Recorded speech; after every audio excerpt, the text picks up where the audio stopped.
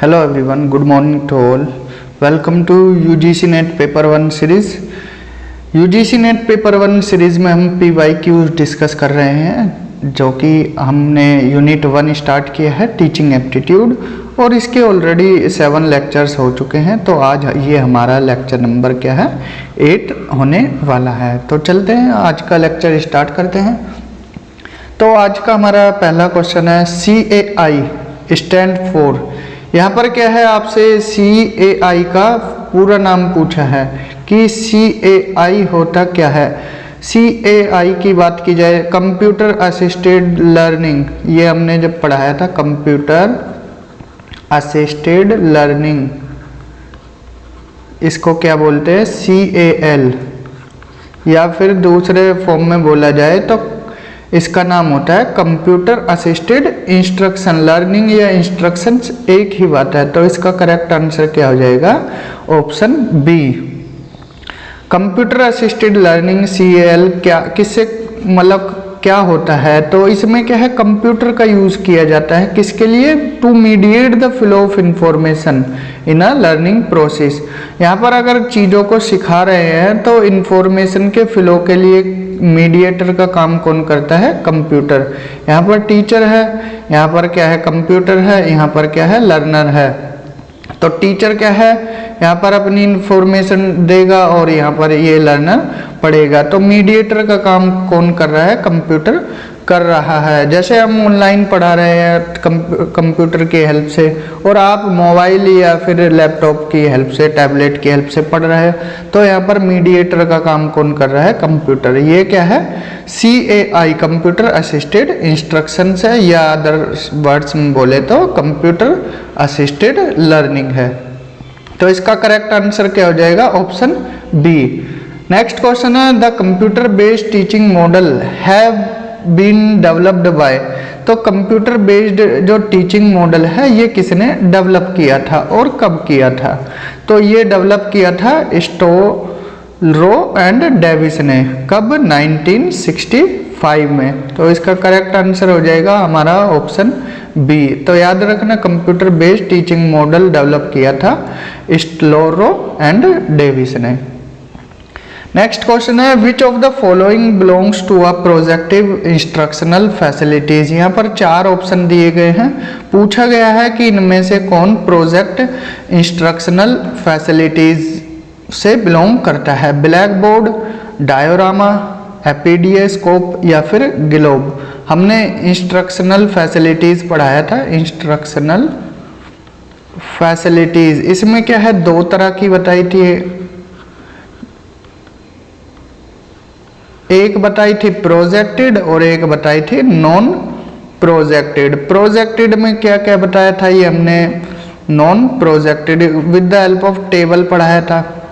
Projected और non projected देख लेते हैं। प्रोजेक्टेड में क्या आते हैं, देखिए प्रोजेक्टेड में हमारा फिल्म्स आता है, स्लाइड्स आता है, ओवरहेड प्रोजेक्टर, एपीडियोस्कोप, वीडियो प्रोजेक्शन और फिल्म स्ट्रिप्स, तो ये सब आता है। तो क्वेश्चन में क्या पूछा गया है, वहाँ पर कौन बिलोंग करता है, तो ये आप 6 याद रख लीजिए। और तो इसमें कौन है, एपीडियोस्कोप है। तो इसका करेक्ट आंसर क्या हो जाएगा, ऑप्शन सी। बाकी सब क्या है, नॉन प्रोजेक्टेड है। ब्लैक बोर्ड, डायोरामा, ग्लोब, ये क्या है, नॉन प्रोजेक्टेड है।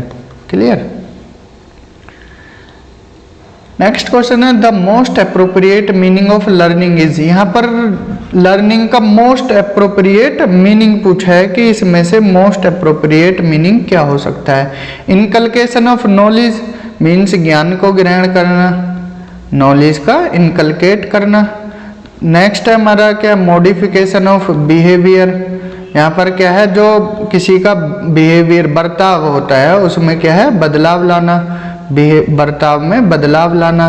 थर्ड है हमारा क्या, पर्सनल एडजस्टमेंट। इसमें क्या है, जो व्यक्तित्व, यहाँ पर व्यक्तित्व की बात की गई है, जो पर्सनल व्यक्तिगत समायोजन, तो उसकी बात की गई है एडजस्टमेंट की।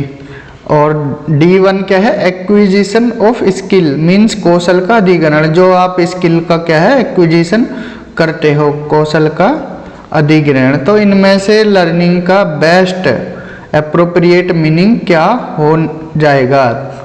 तो जब हम लर्निंग पढ़ा रहे थे तो हमने सिंपल बताया था कि जो लर्नर होता है, टीचर का काम क्या होता है, जो लर्नर का बिहेवियर होता है उसको मॉडिफाई करे, उसके बिहेवियर में चेंज लाए। तो यही क्या है, एप्रोप्रिएट मीनिंग है किसका, लर्निंग का। Option B is the correct answer.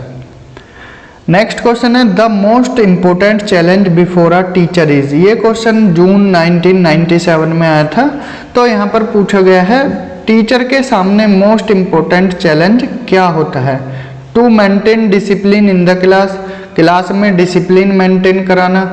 To make student to their homework, students को उनका होमवर्क कराने में हेल्प करना। या to prepare question paper prepare करना। या फिर to make teaching learning process enjoyable.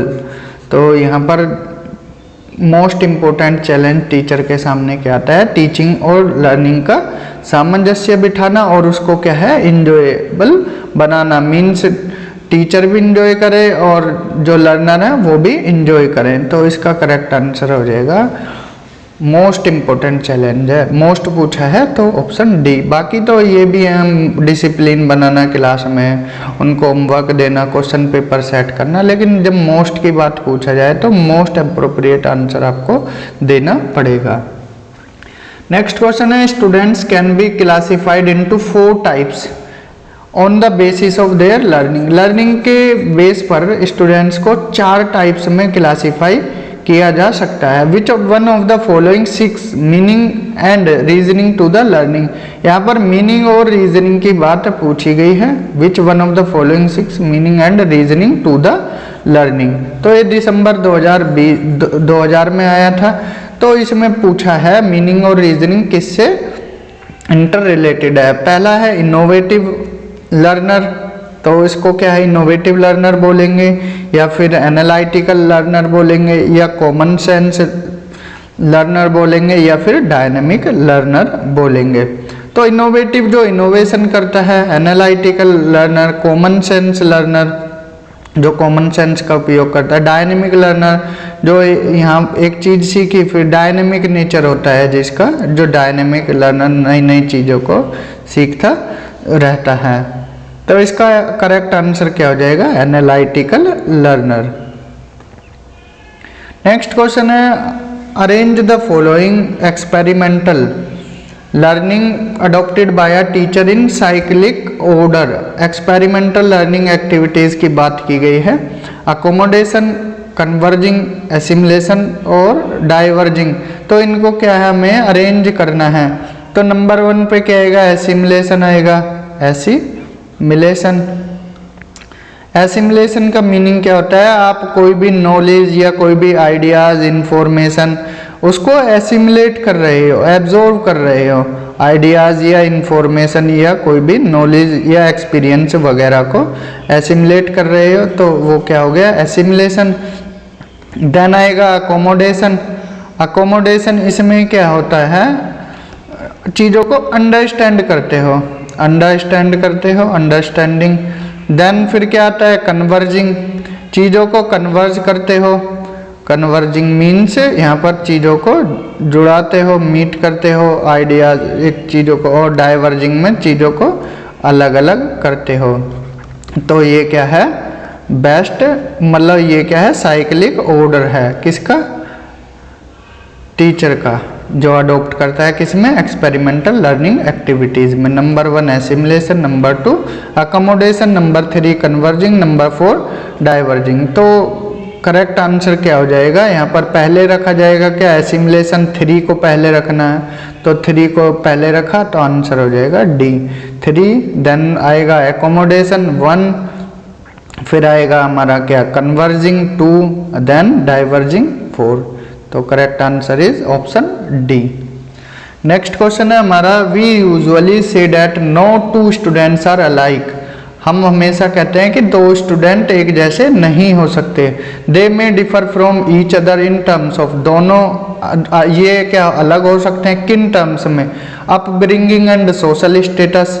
Mean social status उनका क्या है, अलग अलग हो सकता है, बिल्कुल अलग हो सकता है। एक अलग सोसाइटी से आता है, एक अलग सोसाइटी, उनका एप्टीट्यूड अलग हो सकता है, उनका एटीट्यूड अलग हो सकता है। एप्टीट्यूड और एटीट्यूड में डिफरेंस क्या है? तो देखिए एप्टीट्यूड क्या होता है, नेचुरल एबिलिटी होती है, natural ability to do something, means यहाँ पर आप जो जन्म से ही चीज़ों को करते हो, टू डू समथिंग, तो ये क्या हो जाता है आपका एप्टीट्यूड। और एटीट्यूड क्या हो जाता है, the way you think, the way that you think, feel और बिहेव, जो चीज आप सोचते हो, फील करते हो और फिर आप बिहेव करते हो, वो आपका क्या हो जाता है एटीट्यूड। और जो आपकी नेचुरल एबिलिटी होती है कुछ करने की, वो हो जाता है आपका एटीट्यूड। तो ये भी चेंज हो सकते हैं दो स्टूडेंट्स के, तो करेक्ट आंसर हो जाएगा ऑप्शन डी। नेक्स्ट क्वेश्चन है हमारा, morphographs is the term associated with, यहाँ मोर्फोग्राफ्स की का मीनिंग पूछा गया है। जो मोर्फोग्राफ टर्म है किससे एसोसिएट है? Corrective spelling, corrective reading, corrective learning, corrective behaviour, तो इनमें से क्या है? तो जब हम मोर्फोग्राफ पढ़ते हैं तो इसका मीन्स ये क्या है, स्पेलिंग में यूज होता है मोर्फोग्राफ्स। इसका मीनिंग क्या होता है, logical fragment of a word, जैसे कोई वर्ड है उसका सफिक्स या प्रीफिक्स होता है, तो टीचिंग में जो स्पेलिंग पढ़ते हैं हम उससे ही रिलेटेड होता है क्या, मोर्फोग्राफ्स। आज का हमारा लास्ट क्वेश्चन है, the taking in of new information is termed as, या अगर कोई न्यू इंफॉर्मेशन को आप टेक कर रहे हो, ग्रहण कर रहे हो, तो उसको क्या बोलेंगे, एसिमिलेशन, अकोमोडेशन, कॉग्निशन या रिसेप्शन।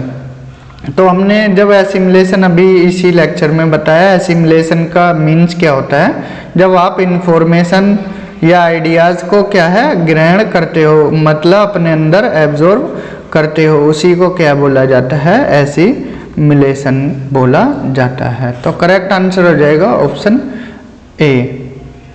तो आज के लेक्चर में इतना ही। अगर लेक्चर अच्छा लगा हो तो आप लाइक कीजिए और ज़्यादा से ज़्यादा शेयर कीजिए और चैनल को सब्सक्राइब कीजिए। तो आज के लेक्चर में इतना ही। Thank you, have a good day.